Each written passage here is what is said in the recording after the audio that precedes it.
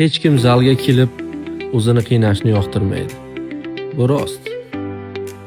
Hech kimga og'ir shtanga, ter, nafas qisilishi yoqmaydi.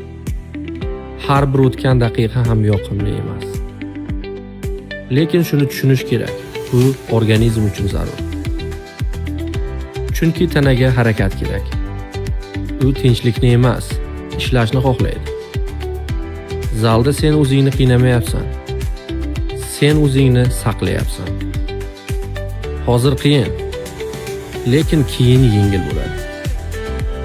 Bu charchoq zarar emas, bu o'zgarish.